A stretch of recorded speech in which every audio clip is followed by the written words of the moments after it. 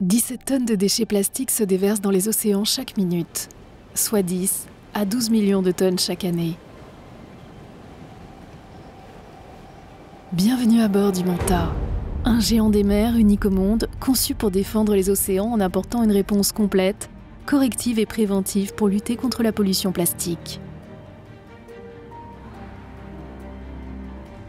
Tel la raie Manta qui se nourrit en filtrant l'eau de mer, le Manta avale les déchets plastiques flottants à partir de 10 mm, les transforme à bord en énergie ou les rapporte à terre pour y être valorisés. Le Manta est capable de ramasser jusqu'à 3 tonnes de déchets par heure. Dans les eaux côtières, 3 chaluts piègent les plastiques jusqu'à 1 mètre de profondeur. Les zones peu profondes, trop étroites, sont traitées par les Mobula, 2 bateaux polyvalents qui vont collecter les microdéchets, les macrodéchets, les hydrocarbures. Ils peuvent ramasser et stocker jusqu'à 10 mètres cubes de déchets dans les eaux côtières agitées, les fleuves à fort courant, mais également dans les eaux calmes et protégées. Les macrodéchets flottant à la surface de l'eau sont aspirés à l'intérieur du Manta par des tapis collecteurs situés entre les coques, puis dirigés vers l'usine de traitement des déchets au cœur du bateau, où ils seront transformés en énergie. Ils sont acheminés vers l'unité de tri, où des opérateurs les séparent manuellement selon leur nature. Les déchets en métal, en verre ou en aluminium sont stockés pour être recyclés à terre localement. Les matières organiques sont remises à l'eau.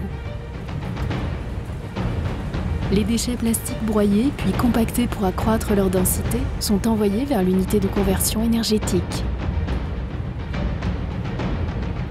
Pièce maîtresse du Manta, l'unité de conversion énergétique par pyrolyse va porter les déchets à haute température pour les transformer en gaz de synthèse. Au cours de ce processus, les émissions de chaleur et les gaz résiduels sont récupérés pour couvrir les besoins du Manta et préserver l'environnement. Le gaz entraîne un groupe turbo-alternateur pour produire l'électricité alimentant l'ensemble des équipements du Manta. Son usine de traitement des déchets, son poste de pilotage, ses batteries et ses groupes de propulsion. Le Manta est ainsi capable de traiter 100% des déchets collectés à son bord avec l'objectif d'en collecter 5 à 10 000 tonnes par an.